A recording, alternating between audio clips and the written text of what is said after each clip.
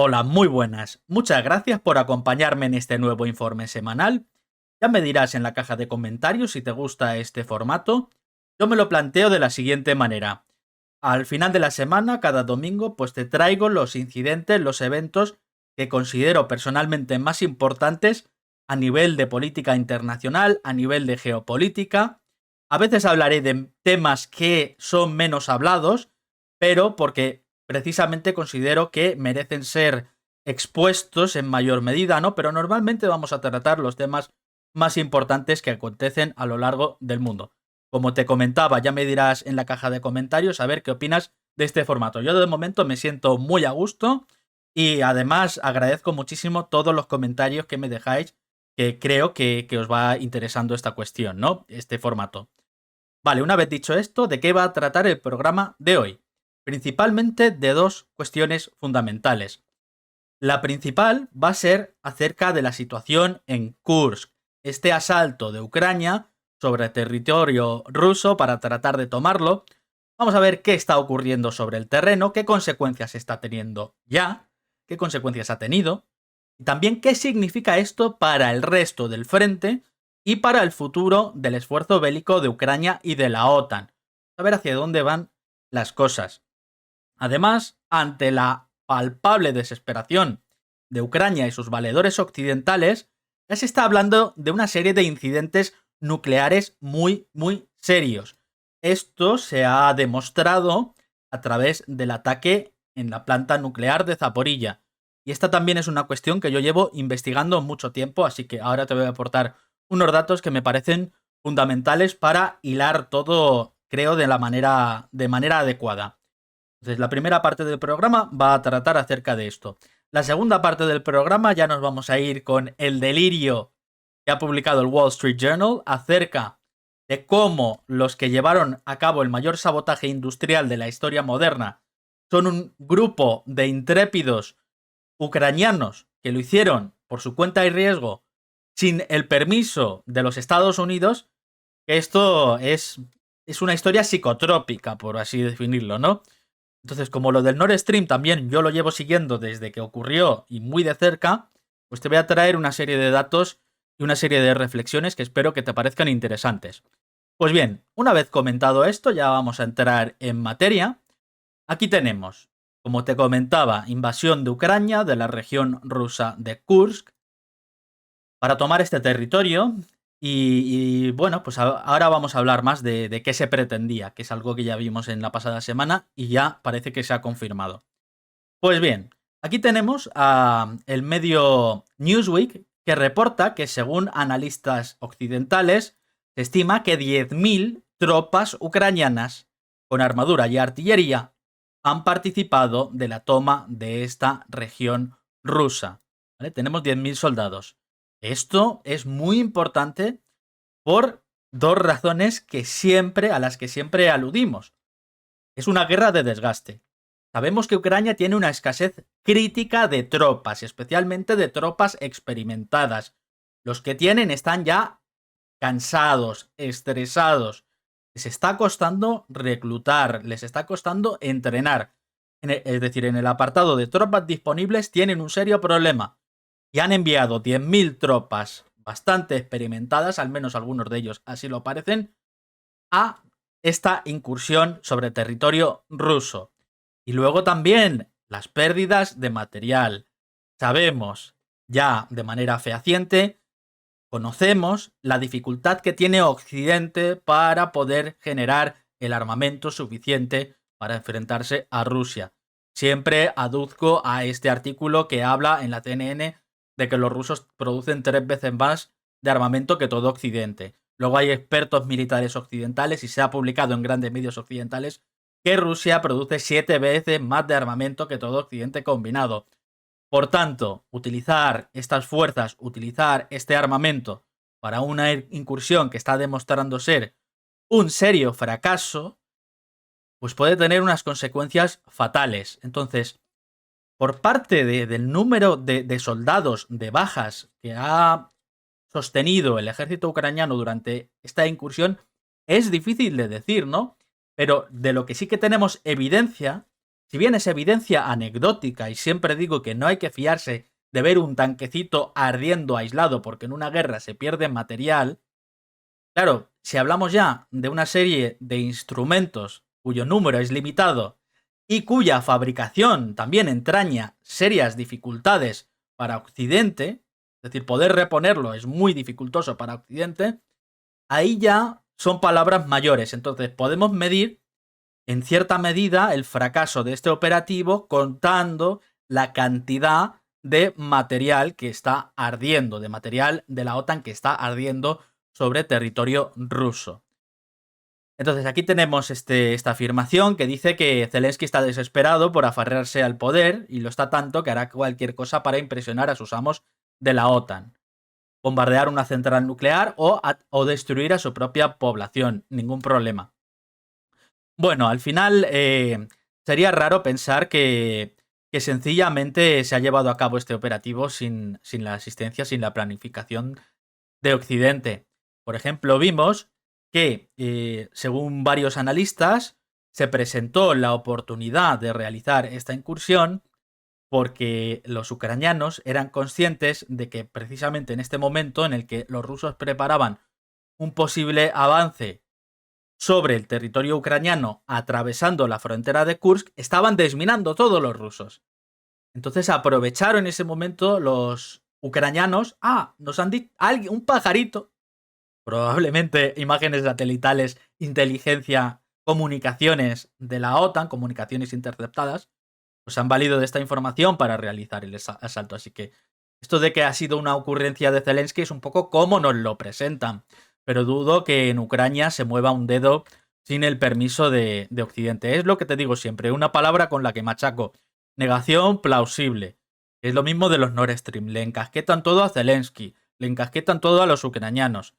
Pero allí la injerencia y el control de Washington es total y absoluto. Lo que pasa es que quieren ocultarlo, al menos a nivel propagandístico.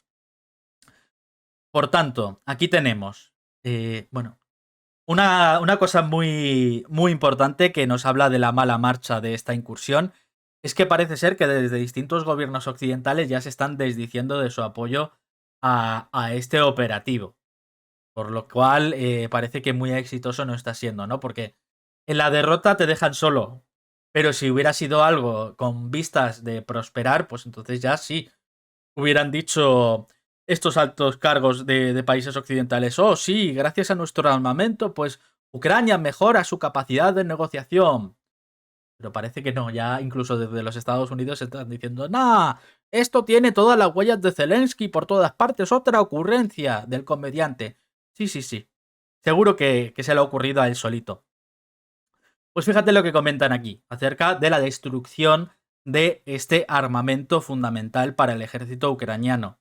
Que, reitero, la evidencia anecdótica por sí sola no vale, pero debido a la escasez de estos instrumentos y a la cantidad que se está destruyendo, sí que podemos extrapolar que se está produciendo un serio impacto, ¿no?, sobre las capacidades del ejército ucraniano.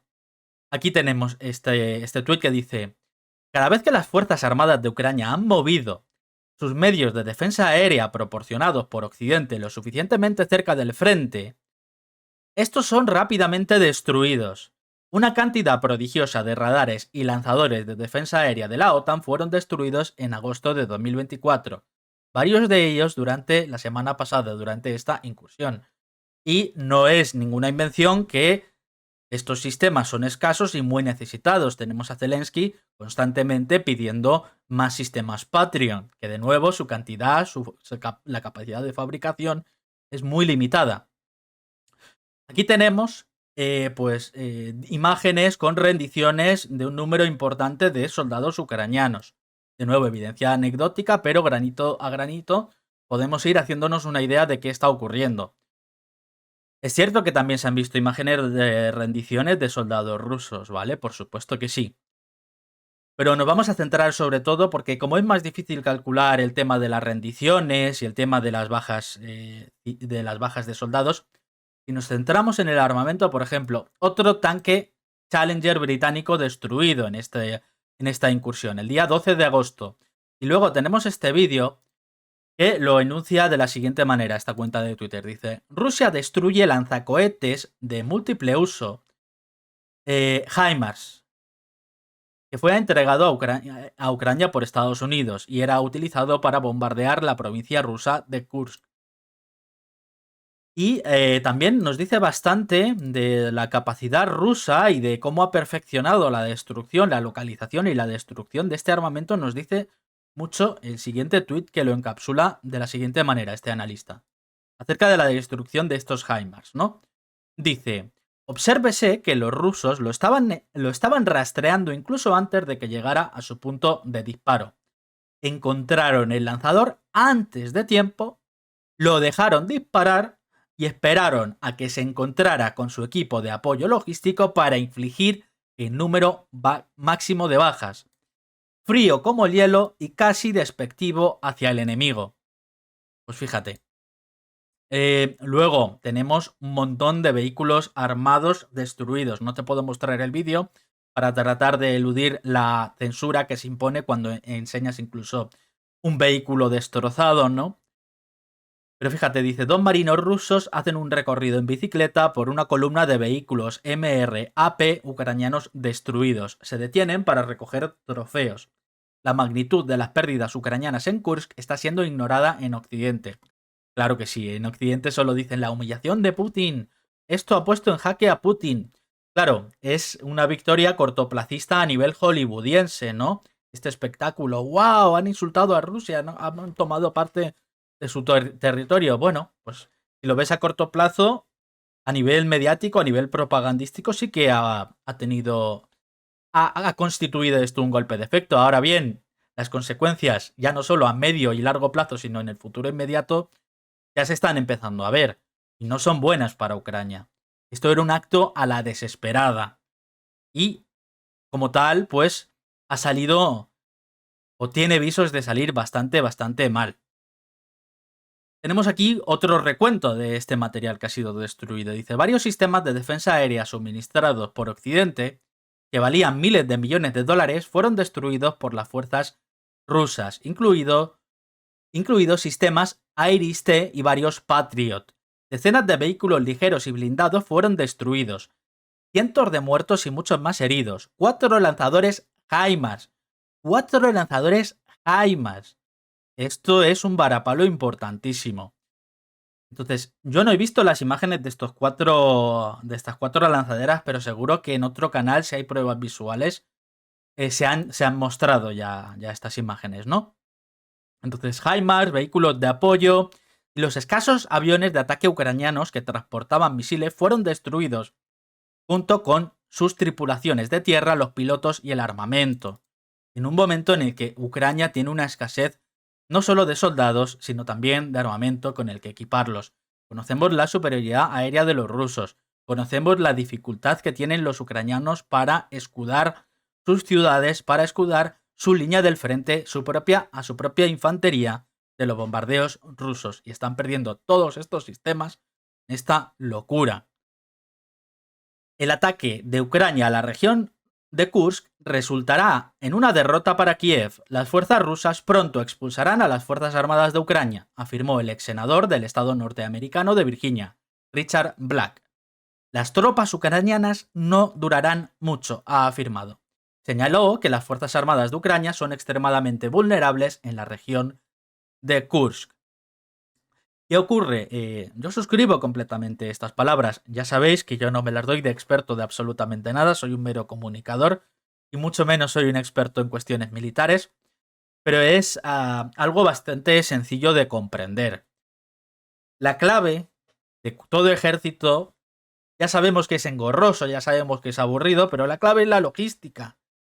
Entonces, sin la capacidad para establecer una base logística que habitualle a tus soldados, que les habilite tener acceso a armamento, a refresco, sin este sistema logístico en marcha es imposible que perduren estas tropas de manera adecuada. Vemos como Rusia, precisamente, en la región ucraniana que colinda con este territorio ruso, están lanzando constantemente ataques precisamente sobre estas aglomeraciones de soldados, sobre este material.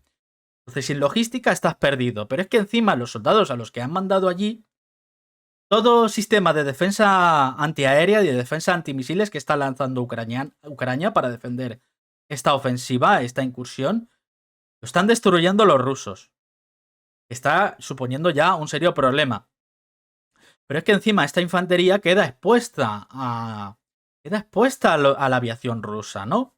Y a todo el armamento del que disponen, todas las ventajas de las que disponen.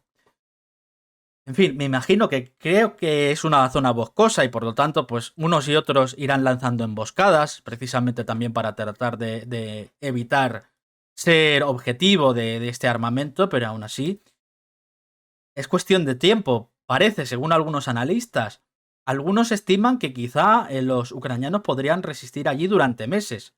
Otros dicen que les van a echar de este lugar bastante pronto. Entonces ya veremos si los rusos consiguen expulsar a los ucranianos hasta Sumy pronto o no. Y bien, aquí tenemos cómo el Ministerio de Defensa de Rusia anuncia que los ucranianos presuntamente han perdido 3.000 soldados y cientos de tanques blindados y vehículos militares. Mira, obviamente esto no lo dice una parte interesada y hay que coger siempre esta clase de afirmaciones con pinzas. La destrucción de material ya la hemos visto. Ya hay pruebas fehacientes de ello. Luego, a nivel de pérdidas humanas y demás, y una mayor panorámica de la pérdida a nivel de componentes militares, pues el tiempo dirá. El tiempo dirá en tanto que los problemas que puedan tener en otros lugares del frente nos hablarán de que, como en efecto, aquí se han perdido una serie de fuerzas y de instrumentos muy valiosos. Pues bien, otra cosa muy importante es que los medios occidentales han reconocido que los ucranianos obviamente han derivado fuerzas de otras partes del frente para asistir en esta invasión que no ha tenido éxito. Y luego, parece ser, al menos estos son los que escuché algunos días atrás, cógelo con pinzas, no lo tengo 100% confirmado, pero aparentemente Rusia no ha derivado un número importante de tropas de otras partes del frente para detener esta incursión. Que esto hubiera sido parte del plan, ¿no? Vamos a hacer que los rusos deriven fuerzas a este lugar del frente para que así ralenticen su avance en otros lugares. Pues parece que de momento, de manera mayoritaria, se está confiando en reservistas, tropas auxiliares y personal que no está tan experimentado, pero que sí que estaba estaba cerca de Sumy, cerca de Kursk, ¿no? Y ahora vamos a hablar también de otra de las ideas, cuál podría haber sido la motivación fundamental de Ucrania para esta misión. Tenemos esta dinámica perversa de la que siempre hablo, hollywoodiense, por la cual los ucranianos tienen que apelar a sus valedores occidentales demostrando tomas de territorio, demostrando operaciones muy vistosas. Tenemos esta otra idea de que los rusos, ante la apertura de un nuevo frente, tuvieran que derivar fuerzas de otras partes de la guerra para detener a los ucranianos. Estas serían dos posibilidades de por qué se ha abierto este nuevo frente. Claro, ante esta segunda posibilidad no tiene sentido, en tanto que si los rusos tienen más armamento y más personal, si abres un frente nuevo, ¿quién se va a tener que estirar más? Pues obviamente los ucranianos. Así que en ese sentido también era un plan absurdo desde su concepción.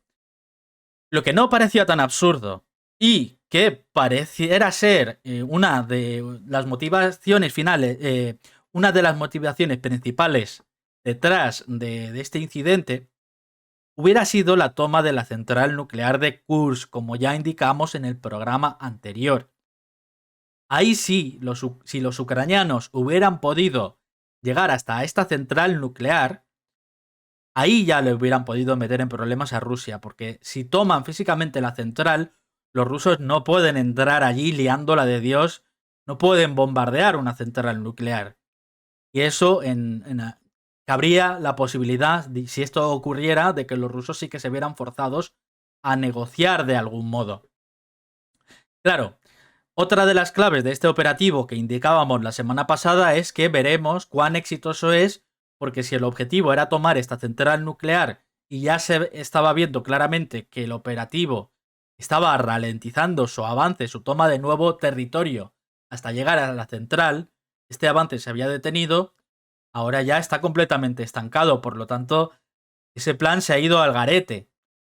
Que sí que hubiera, es una locura, entiéndeme, pero sí que hubiera podido ser más exitoso que esto que está ocurriendo ahora, lanzar soldados, lanzar material sin la capacidad para defenderlo, sin tampoco la capacidad logística y debilitando su ejército en otras partes del frente. Más les valdría quizá pues dejar la operación como está, ¿no? Y tratar de preservar las fuerzas y el material que les quede. Pues aquí tenemos la segunda parte de esta noticia. Aquí lo introduce David WJ. Hace unos resúmenes muy buenos. Dice, en la región de Kursk podemos ver claramente cómo se está utilizando la herramienta militar de manera objetiva para persuadir a Rusia de que participe en un proceso de negociación justo. Y ahora vamos a ver qué ha pasado exactamente con este proceso de negociación. Pero ahora que el plan ha sido frustrado y Ucrania no tiene la posibilidad de capturar la planta, parece que podrían proceder al plan B, que consiste en utilizar un chantaje nuclear de una variedad mucho peor a través del método de la bomba sucia. Y esto te lo voy a explicar en detalle porque es una cuestión que llevo siguiendo mucho tiempo muy de cerca, porque me parece fundamental. Pues bien, ¿qué ocurre? Si el plan de Ucrania era tomar este territorio, ya sea, que es otro de los planteamientos que se hace, aparte de tomar la central, tomamos territorio físicamente dentro de Rusia y por tanto tenemos un chip, tenemos algo con lo que negociar con los rusos. Yo creo que los rusos jamás hubieran accedido a, encima de una mesa de negociación, aceptar un canje por su propio territorio, ¿no? Dada la realidad del terreno en el terreno de batalla. ¿Qué ocurre? Que parece que había una presión internacional para que Rusia, de hecho, accediera a una serie de negociaciones, o por lo menos pareciera estar dispuesta a negociar. Aquí vemos como a los rusos, que son parte, uno de los principales valedores de este nuevo mundo multipolar junto a China, pues sí que les importa la opinión de naciones como China, como India. Entonces imagino, y esto ya es pura especulación por mi parte, pero imagino que algunos países del sur global, viendo la deriva que toma el conflicto, habrían estado hablando con sus homólogos rusos diciendo, mirad, es que esto pinta muy feo, es que esta gente está desesperada, es que esto puede acabar en un conflicto nuclear. Por lo menos sentaos y escuchad a los ucranianos lo que tengan que decir con esta supuesta propuesta de paz. Que ya hemos visto cómo ha habido un cambio total del discurso por parte de los ucranianos, afirmando que estarían dispuestos a ceder territorio, aunque de manera temporal. Ya lo dijo Zelensky, si su pueblo estaba de acuerdo, podría entablar esta clase de negociaciones. Kuleva visitó China, este alto funcionario ucraniano, para también supuestamente hablar de un plan de paz. Yo opino que todo esto es una operación precisamente para hacerle perder tiempo a Rusia, para ralentizar su avance, un intento de congelamiento del frente, para que se puedan rehabituallar y se puedan reequipar y se puedan enfrentar a los serios problemas logísticos, armamentísticos y a nivel de personal que tiene Ucrania, ¿no? También para ayudar principalmente a Kamala Harris, al Partido Demócrata, a que no haya un colapso antes de las elecciones de 2024. Entonces estaba este run de los acuerdos de paz, ¿no? Y parece que por parte de algunas naciones del sur global, como te decía, lo recibían de buena gana. Pero claro, ¿qué ha ocurrido? Dice, la ofensiva de Ucrania frustra los esfuerzos secretos para un alto el fuego parcial con Rusia, según las autoridades. Los países en guerra tenían previsto mantener conversaciones indirectas en Qatar sobre un acuerdo para detener los ataques a la infraestructura energética y eléctrica, según las autoridades. Sabemos que los rusos, haciendo valer su superioridad aérea y armamentística, están en últimas fechas, en últimos meses, haciendo objetivo infraestructura civil, infraestructura energética y eléctrica, que también dificulta la logística, el transporte de soldados y la fabricación de armamento por parte de Ucrania. Y también le hace la vida mucho más difícil al ucraniano de a pie, que también puede crear problemas a nivel de la moral de estos ciudadanos que cada vez se ven en las tendencias de las encuestas occidentales, se querrían acercar más a un fin del conflicto. Por lo tanto, un cese de las operaciones, un congelamiento no le interesa a Rusia, un fin de los ataques sobre esta infraestructura energética y eléctrica tampoco le interesa a Rusia en sus planes, pero fíjate que todavía se mostraban con algún tipo de intención de por lo menos escuchar y de sentarse a hablar, ¿no? Pero ahora todo esto se ha ido por el retrete. Y continúa este extracto.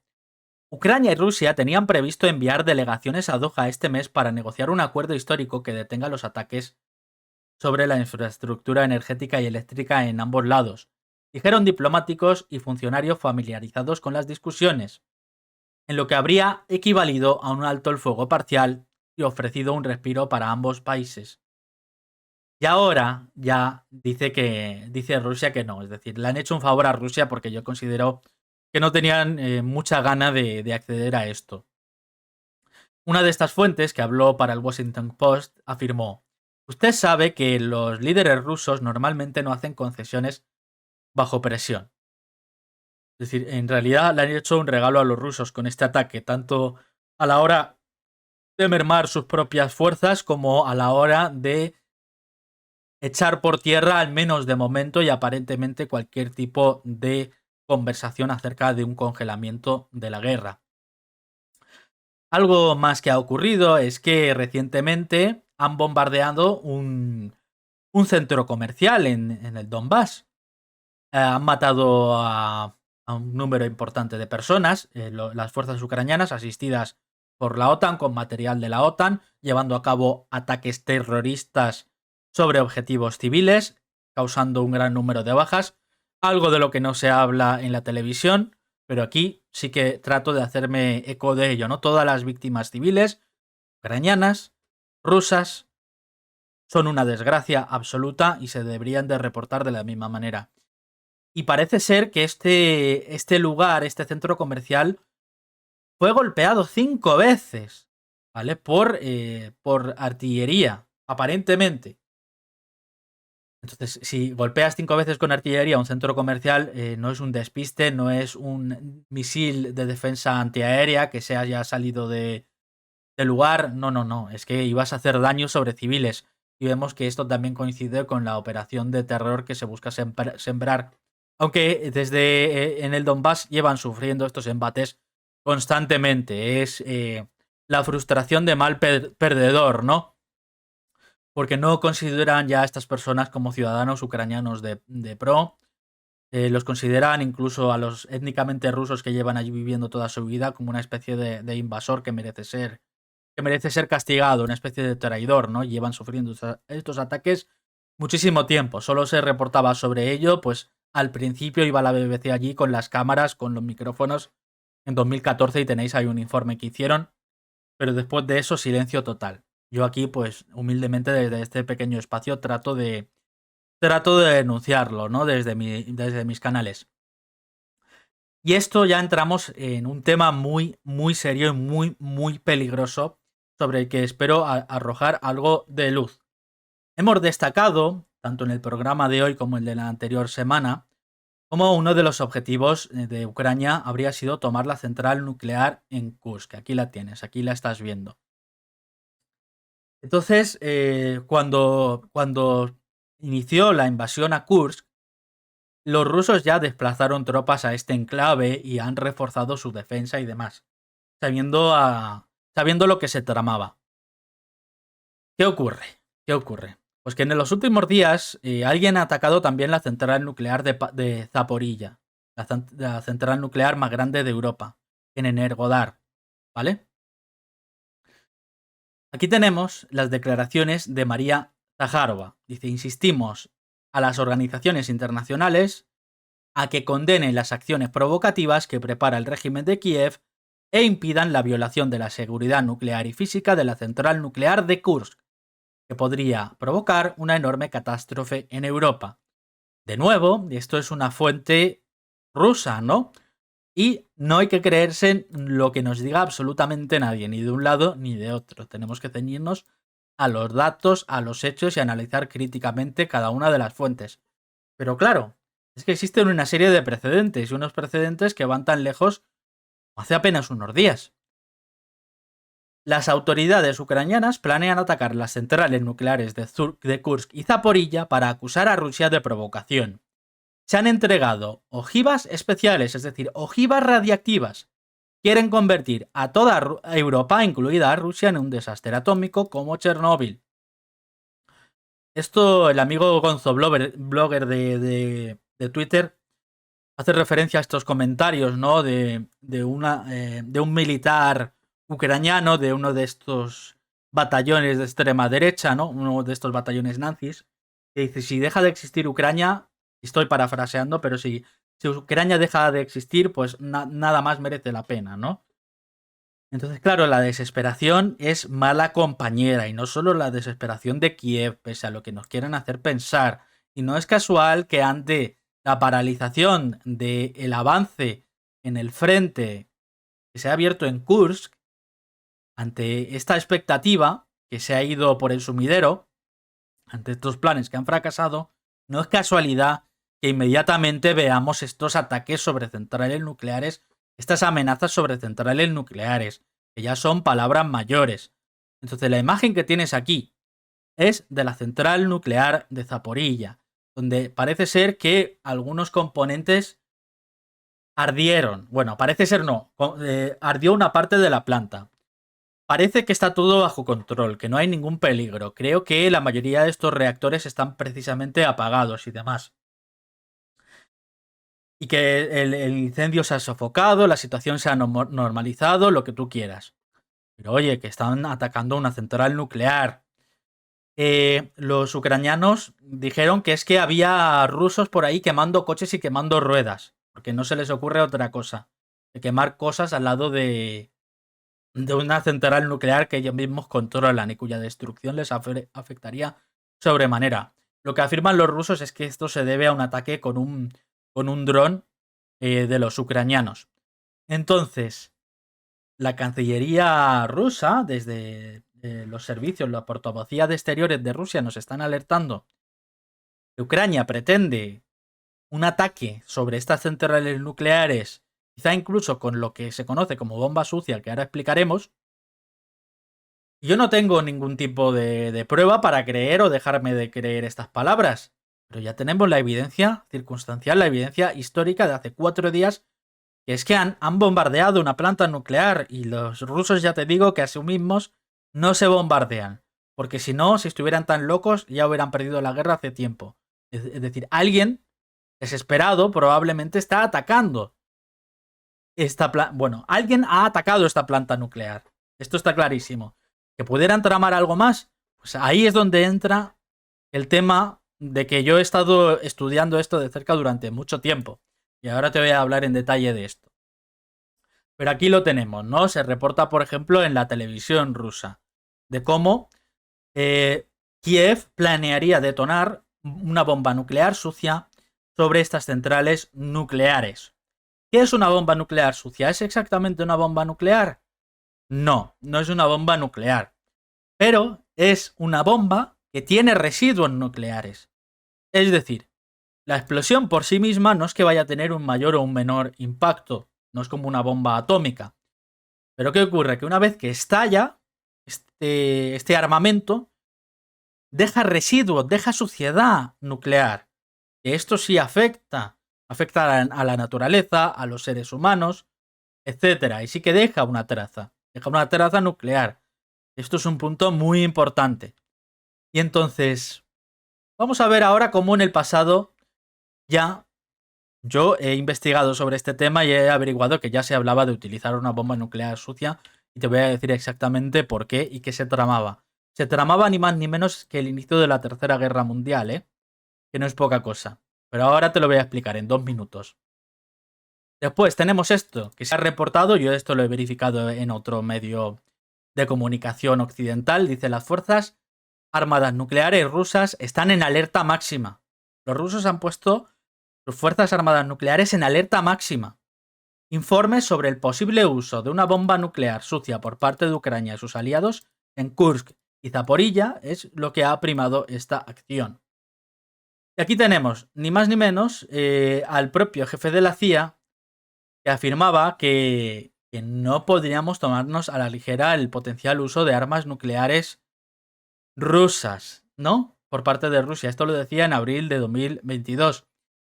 Pero por mucho que nos quieran hacer creer que es imposible que los rusos utilicen armamento nuclear, ellos ya lo han estipulado en su propia política interna, que ante la amenaza de la existencia de su propio Estado, ellos se ven legitimados para lanzar armas nucleares, ¿no? Entonces, si se planea una especie de incidente que busque justificar la utilización de este armamento contra Rusia, Rusia responderá.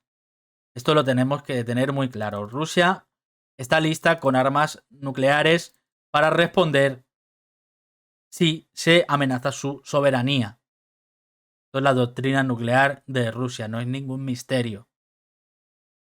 ¿Qué dice Kiev de todo este incidente? Dice, Kiev desestimó estas afirmaciones de que ellos mismos estuvieran preparando una bomba nuclear sucia. Lo desestimaron, alegando que Ucrania planeaba llevar a cabo ataques nucleares. Moscú había acusado a Ucrania, sin aportar ninguna evidencia, de prepararse para atacar la central nuclear de Kursk y desarrollar una bomba sucia, un explosivo utilizado para dispersar residuos radiactivos, dicen desde Sky News. Entonces Ucrania se hace, Kiev, quiero decir, mejor el gobierno, se hacen los locos. Pues bien, ¿cuál fue la última vez que presuntamente los rusos descubrieron un plan ucraniano y estaban en lo cierto?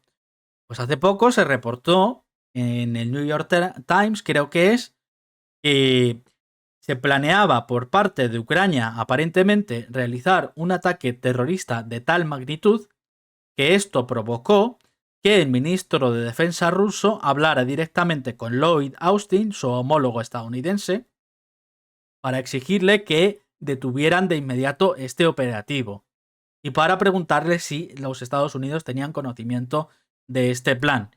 Más adelante se ha reportado que el presunto plan consistía en atacar a Putin, acabar con su vida durante una ceremonia en San Petersburgo.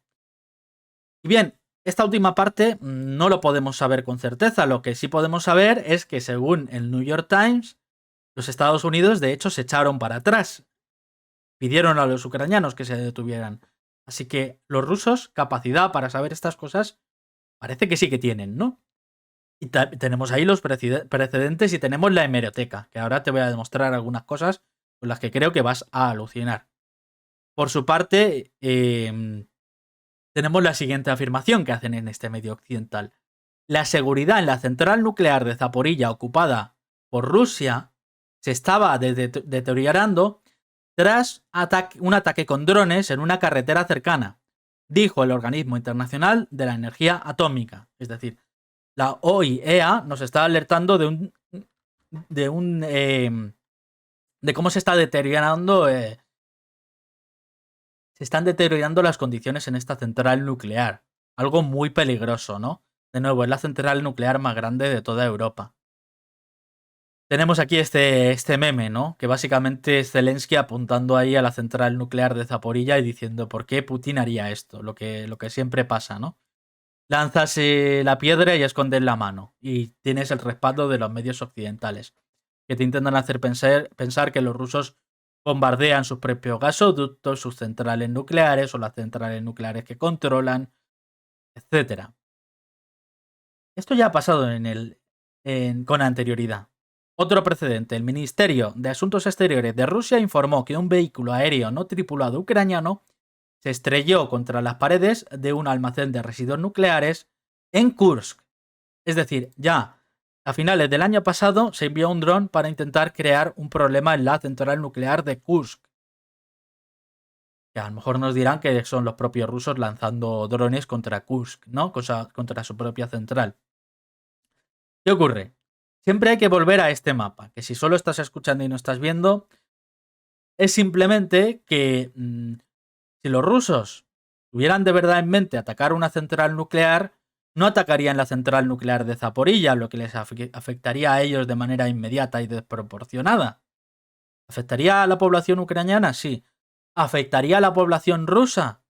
Absolutamente sí.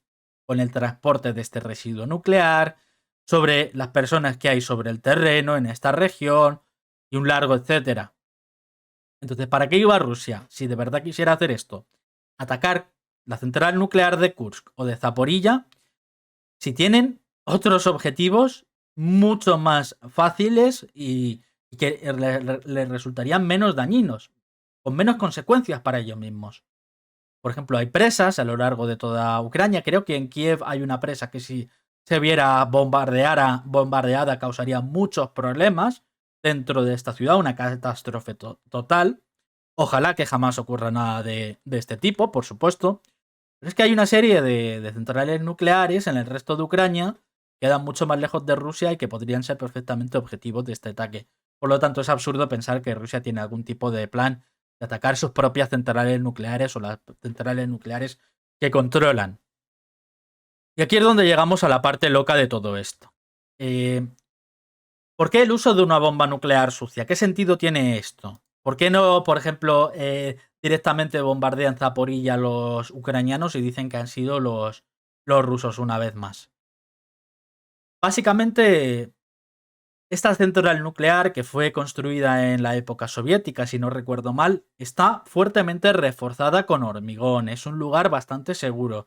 Es un lugar bastante difícil de destruir con armamento convencional. Por tanto, ¿cómo se podría intentar crear un incidente allí? Pues bien, vamos a ponernos en contexto. El año pasado, Zelensky alertaba de que los rusos se planteaban atacar la propia central de Zaporilla, que está bajo su control. Supuestamente habían dispuesto de minas en los tejados, en las zonas colindantes, para reventar su propia infraestructura. ¿Para qué? Pues no me preguntes. Para una provocación, supuestamente. Ahí estuvo el experto de la OIEA, Rafael Grossi, que este organismo depende directamente de la ONU, que no es sospechoso este organismo de ser prorruso en absoluto, sino todo lo contrario. Pues estos señores que tenían acceso directamente a la planta nuclear dijeron, oye, que no, que esto es mentira, que los rusos no tienen explosivos colocados por toda su planta nuclear. Pero ¿y qué se pretendía? ¿Qué se pretendía además en un momento de desesperación, que casualmente también era otro operativo fallido? La contraofensiva de 2023, cuando estaba claro que estaba ya fracasando completamente. ¿Qué pasaba? Que mientras que Zelensky lanzaba esta alerta, mientras que un propio organismo que depende directamente de la ONU decía que esto era mentira y lo recalcaban taxativamente, desde los Estados Unidos, Blumenthal y Lindsey Graham, que los tienes aquí, presentaron un borrador que pedía el inicio de la Tercera Guerra Mundial, una intervención directa de la OTAN, si existía algún tipo de ataque o de provocación nuclear por parte de Rusia. Sabemos que es absurdo, porque si vas ganando el conflicto, ¿por qué vas a realizar una acción que provoque, que prime a toda la OTAN a intervenir en Ucrania? Los últimos que quieren esto son los propios rusos. Los primeros que querrían esto son desde el gobierno de Kiev, son desde Washington algunos elementos como estos que estás viendo en pantalla, en una huida hacia adelante, pues inician la Tercera Guerra Mundial.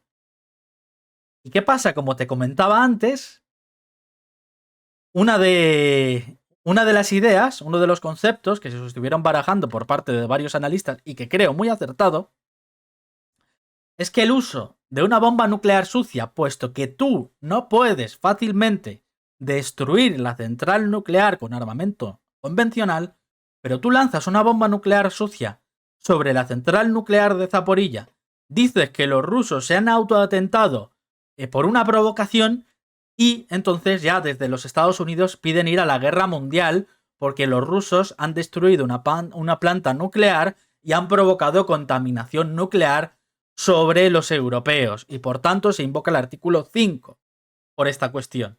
O se podría apelar al mismo, que es de lo que trata este borrador.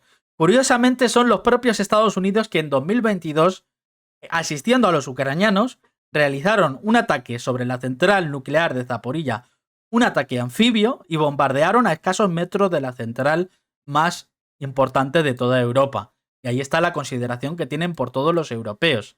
Pero este era el plan, que se creara algún tipo de bandera falsa, operación de bandera falsa, culpar a los rusos y entonces que Estados Unidos intervenga. ¿Y qué ha ocurrido? Que precisamente estos señores estuvieron hace 2 días de nuevo en Ucrania. Y justo vuelven a salir todas estas amenazas acerca de las plantas nucleares, acerca del uso de una bomba nuclear sucia. Se está repitiendo el guión, señores. Se está repitiendo exactamente el mismo guión. Que nadie prestaba atención, a nadie le importó. Yo he visto a supuestos periodistas que no son más que propagandistas de la OTAN irse a Zelensky y decirle: oiga, Zelensky, ¿qué opina de este ataque de los rusos sobre su propia central nuclear? Y Zelensky dice: sí, lo tienen todo minado, van a destruirla. Y mientras tanto tienes a Rafael Grossi, la máxima autoridad en materia atómica, de energía atómica, que tiene acceso a la planta nuclear, una fuente reputada, autorizada, diciendo: esto que dice Zelensky es mentira, es mentira. Y mientras tanto tienes a estos señores que dicen: si esto ocurre, vamos a la guerra mundial. Y los periodistas no se dignan a rebatir, ni siquiera se dignan a mirar qué dice el máximo organismo encargado de vigilar este tema. Y transmiten directamente las palabras de Zelensky en un aparente intento de provocación, él sí, ¿no? Para provocar esta intervención externa. Porque él ya está en una situación crítica, el ejército ucraniano. Entonces, todo esto huele a desesperación.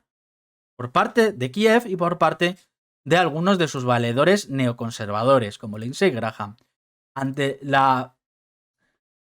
el pronóstico aciago, pues vamos a intentarlo todo. Y realmente estamos en manos de auténticos lunáticos que se plantean estos planes. No hay ninguna invención, aquí estaban ya planteándoselo.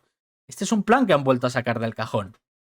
De todo ello ya hablé en un vídeo en mi canal pormenorizadamente, pero es que me parece un tema muy importante. Y ahora ya vamos a avanzar un poquito más rápido porque me he comido bastante de mi tiempo.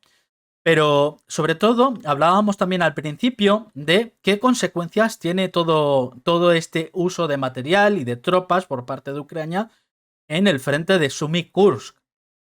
Pues mirad, hemos visto la destrucción de material, hemos visto el presunto número de bajas, que eso hay que cogerlo con pinzas, ¿no? Pero algo que es un dato fehaciente, que no es evidencia anecdótica, son los avances rusos en la región del Donbass, que es su prioridad.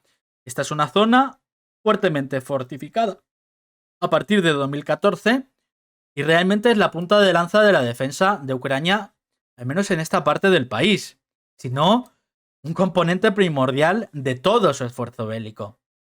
Y aquí vemos cómo los rusos, precisamente, tras la derivación de estos soldados y la apertura de un nuevo frente, los rusos han avanzado de una manera muy importante.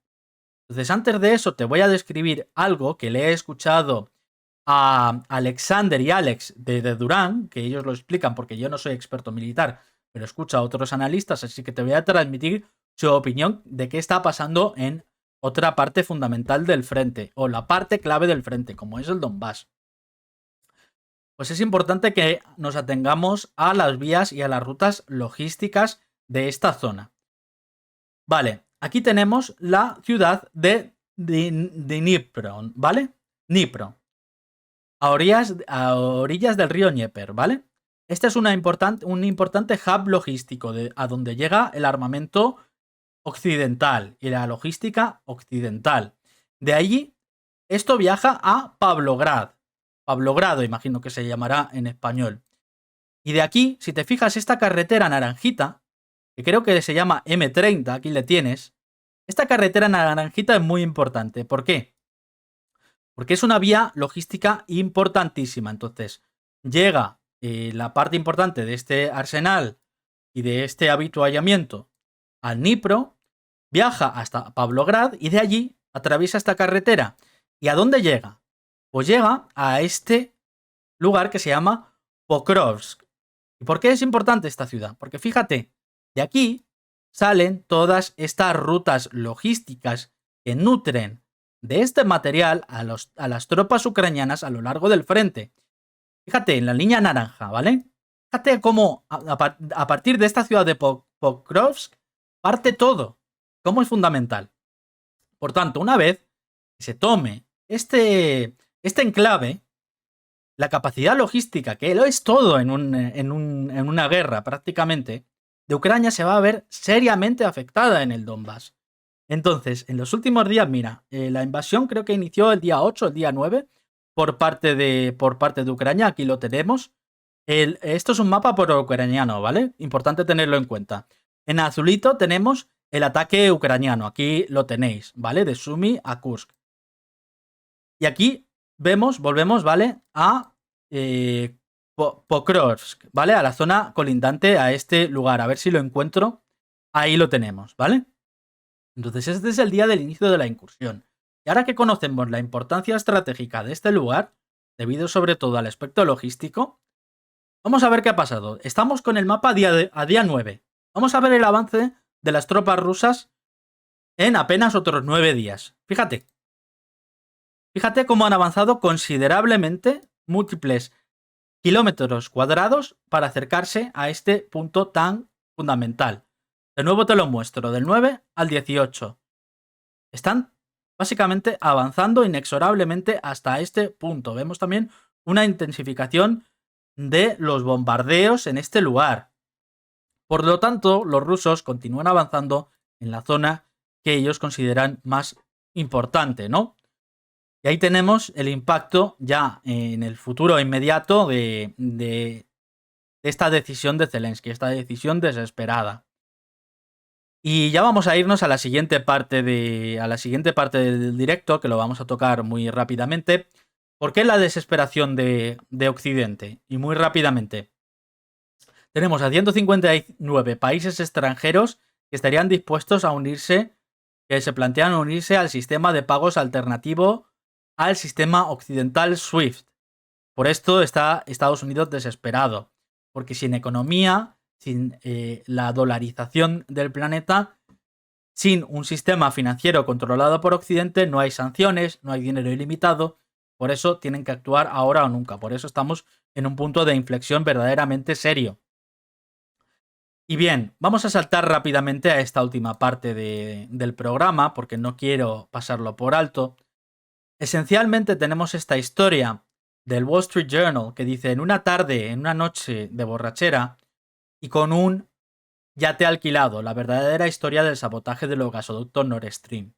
El impacto de la destrucción de 3 de las 4 tuberías que componen los Nord Stream 1 y 2 tiene una significancia tremenda para la economía y el futuro de Europa. Ha hecho un daño tremendo. Es el mayor ataque sobre infraestructura civil crítica de la historia reciente, además por parte de un presunto aliado de Occidente como es Ucrania y, como yo afirmo, por parte de un país como los Estados Unidos atacando a otro país de la OTAN, como es Alemania. Esto tiene unas ventajas y presenta unas oportunidades, como reconocen los propios estadounidenses a través de Anthony Blinken, su secretario de Estado. Esto representa muchísimas oportunidades geoeconómicas y geopolíticas para los Estados Unidos.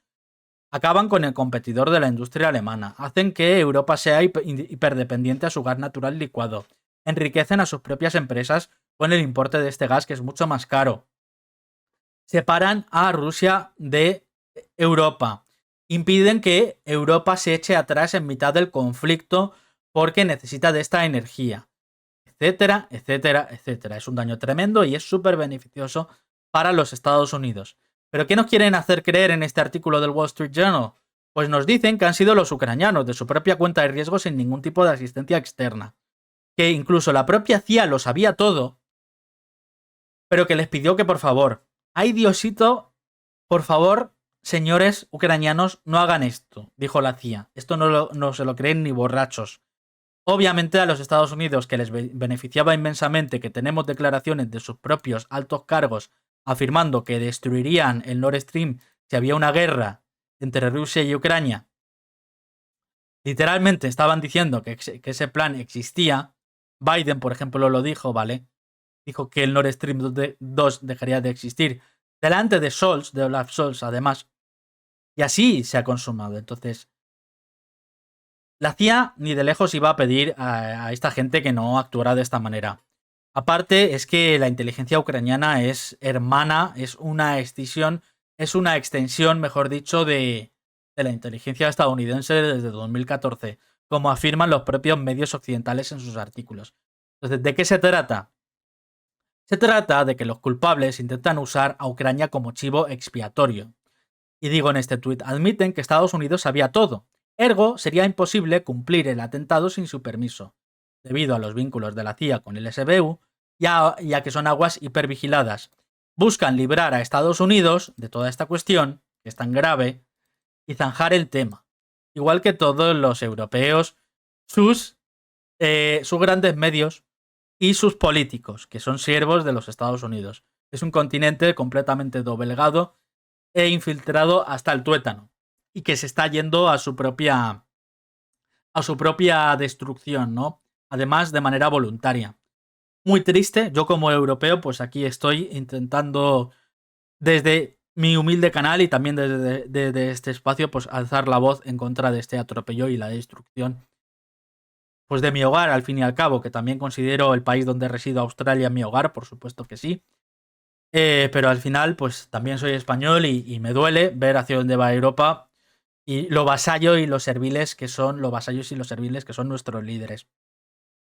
Una vez dicho esto, si te ha gustado este programa, recuerda que tu me gusta, tu suscripción y que compartas este contenido no solo me va a ayudar a mí, sino a todas las personas que componemos este canal, a todos los que creamos contenido por aquí. Y nada, me parece un proyecto muy valioso que merece la pena apoyar. Además, si me dejas un comentario, me dices qué te ha parecido el programa, si te ha parecido interesante, si has escuchado todo bien, como te preguntaba al principio, si este formato te parece interesante, te parece adecuado.